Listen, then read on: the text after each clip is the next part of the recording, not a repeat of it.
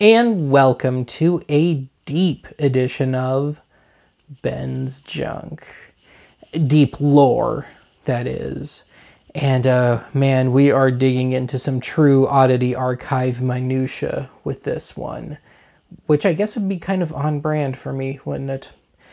So before I go any further with this, yes, this is probably the only time you're ever going to see me discuss a watch on any of my videos. This is a Casio CMD-10, CMD being short for command, and it was a line of watches they had out, according to the internet, starting in 1992, whose main claim to fame was that you could control to a certain point a fair amount of VCRs or TVs with one of these things. But this is the basic model, the CMD-10, but the higher up you got some more toys with it, but mainly you also got a calculator with it. But just the notion of being able to dink around with the controls on a VCR with a watch was enough to get me interested. And that's all we really would ever discuss in one of my videos anyway. So I should also note that the time and date there are accurate, so you know exactly when I'm shooting this. And yes, I decided to wait to get into Halloween season with this one, because I never got to it last year. So let me finally discuss why I am doing this. Last year, if you saw the Halloween special I did, it was ostensibly a parody of Halloween 3, the one movie in the Halloween franchise that effectively doesn't have Michael Myers. Technically it does, but yeah, it was where they were trying to turn it into more of a Tales from the Crypt sort of thing, where it would be a totally different cast, totally different story every time, which of course never took hold. So that movie is from 1982. The star is one Tom Atkins, and he is the archetypical early 80s manly man, complete with the porno stash and the members-only jacket and the whole deal. Now, in the movie, his character is a burned-out doctor. So, adjusting it for my needs, I became the burned-out broadcast engineer for KLAK-TV, Channel 31. And so one of the costumes I wore in that episode was a members-only jacket, false mustache, and this. Even though it's a bit out of step for the 80s, it seemed appropriate that a screwed-up old broadcast engineer would wear something that could dink around with a VCR in some cases, as long as it has a remote sensor and that one of the 36 settings on this watch is compatible with whatever gear they have.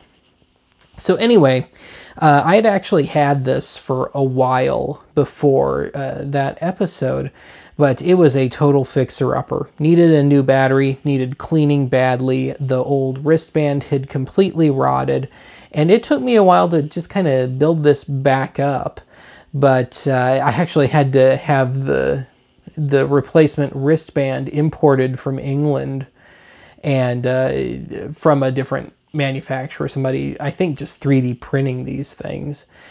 But anyway, yeah, now you know why I am discussing, of all things, just some effectively novelty watch from the early 90s. And given when this came out, I did not know about these at the time. But had I known, I would have probably been begging my parents for one, and I would have been wreaking absolute havoc in school with this thing. Especially had I still been wearing it getting into high school and the Channel 1 era and all that that I was stuck watching in high school. I would have been turning the TV off or just messing around with it all the time. And of course, nobody would ever know but me. So anyway, let me take a quick cut here and we'll go over the basic functions of the watch, and then of course we're going to do that demo thing. When it comes right down to it, this is a very basic watch, But it's just quirky enough that I found myself having to play with it a bit, and admittedly it wound up not just downloading the manual for the codes, but just for the basic function of it, because I wasn't having that much luck just kind of sitting here playing around with it. But anyway, right now, if you look in the center of the screen there, there's a teeny picture of a videotape there. So that means we're in VCR mode right now. But if I hit the select button up top here,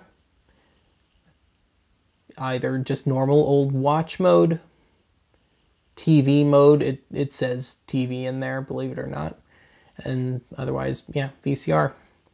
So if I have it in, we'll just say TV mode, if I hold down the set button in the center here,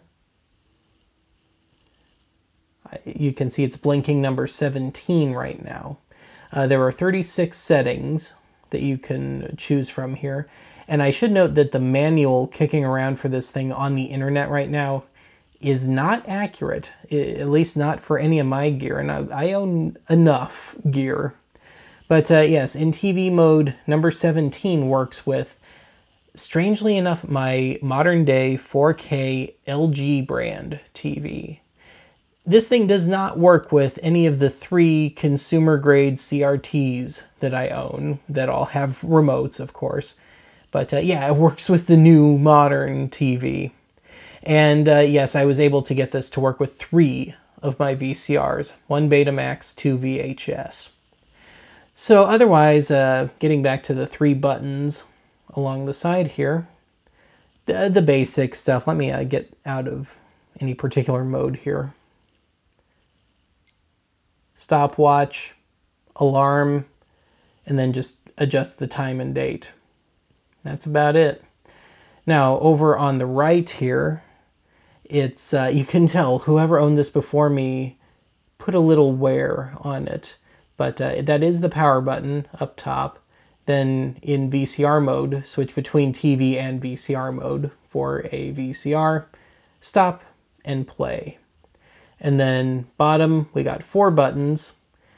The 2 center buttons are volume. Of course, that's only for TV mode. And then on the far ends, we got the gray buttons, which are rewind and fast forward. And that's really about all there is to this one.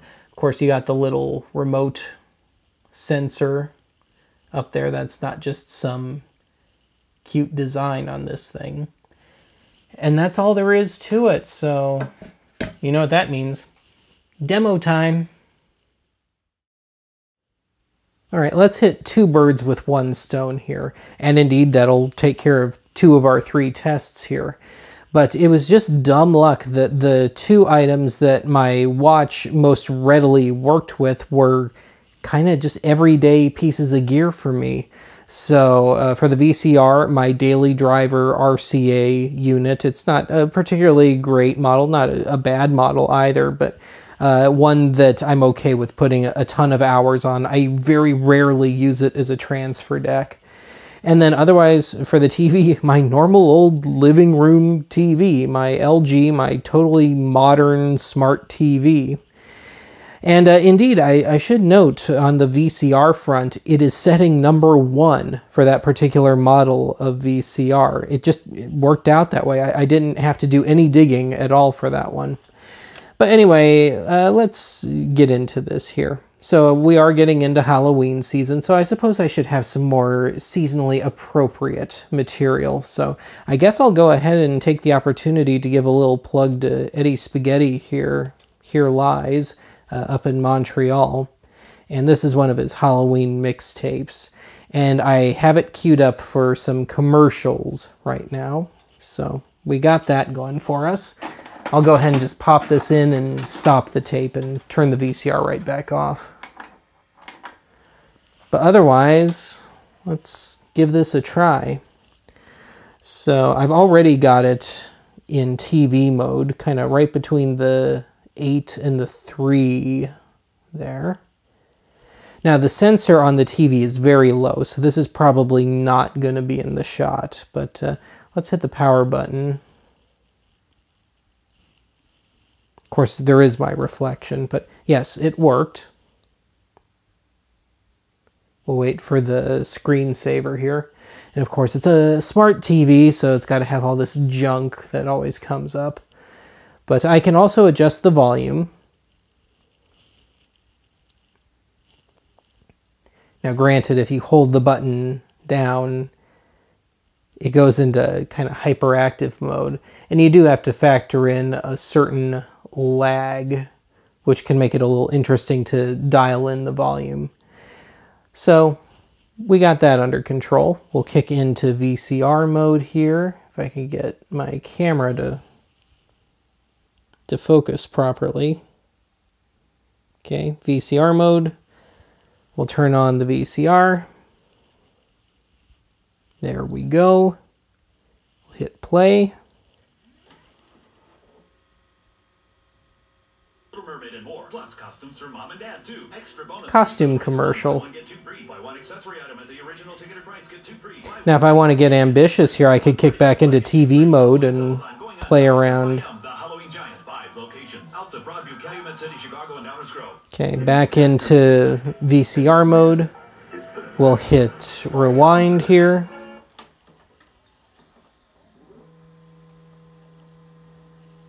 And we'll hit play. It's a commercial for Prince of Darkness, I believe. Let's see if I can just fast forward through this one ad. Yeah, not quite. My aim wasn't that good. But a Zingers commercial, a Dolly Madison commercial. And then back into the costume commercial for all our friends in Chicago, in and around Chicago. Okay, stop. Beauty. And I'll just go ahead and shut everything down. We'll turn off the VCR. We'll get back into TV mode. We'll wait for the screensaver here, just so it's more visible. And we'll shut that down. Wonderful. Now I should note here that, because I know somebody's going to ask, does this work with other gear? Does this work with like a radio with a remote control? Does it work with a Laserdisc player or something like that? Within the realm of the gear that I own, no. That does not mean definitively that it won't work with some model of, say, Laserdisc player. But it did not work for me. I have tested everything that I've got, and it really truly does stick to TVs and VCRs for me. Anyway, we'll do our final test here. I'll bust out the Betamax deck, and we'll call it a night. We'll just let the clock blink 12 o'clock here. Why not?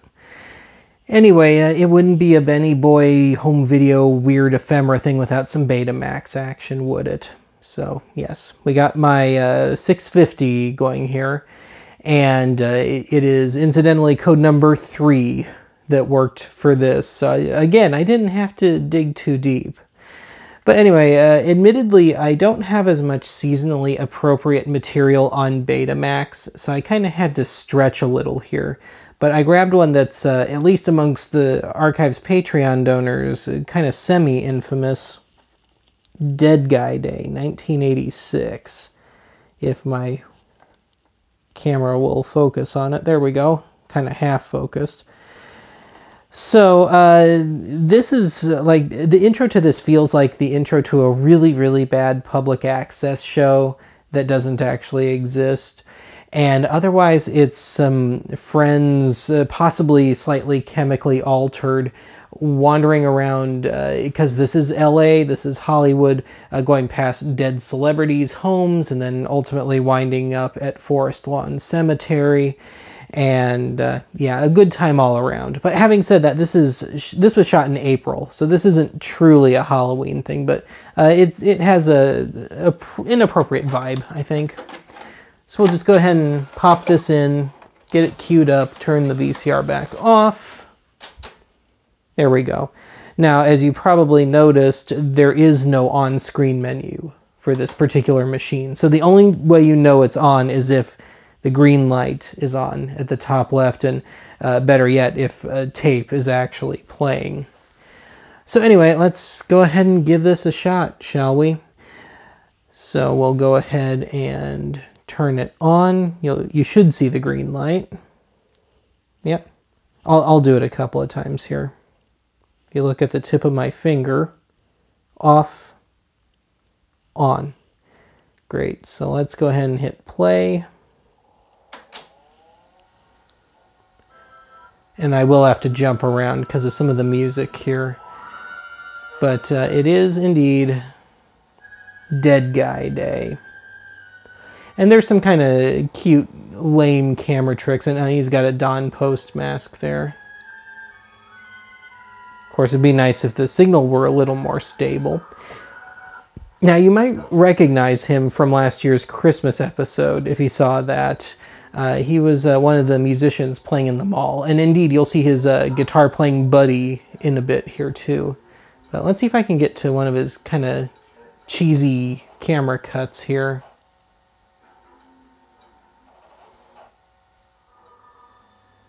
Now, of course, he had to give himself a good long running start for his cuts.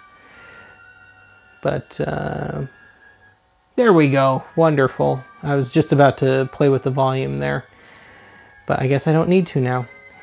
So let's jump ahead to our Chuck Norris-looking guitar-playing buddy here, who neither of them play anything in this, unfortunately. But there we go. And they wind up at Rick Nelson's old home right there. Ricky Nelson, he had just passed away a few months earlier, killed in a plane crash. And a little later on, they're at the cemetery. But yeah, I think you get the idea. I'm talking more about the tapes than the watch here at this point. So yeah, let's go ahead and just shut this down for the night. We'll hit stop. We'll go ahead and turn the VCR off. And I'll kick this back into TV mode. I know it doesn't show that well on camera, but we'll go ahead and just shut it down. Beauty. All right, well, that's going to be it for this installment of Ben's Junk. I'll talk to you again soon.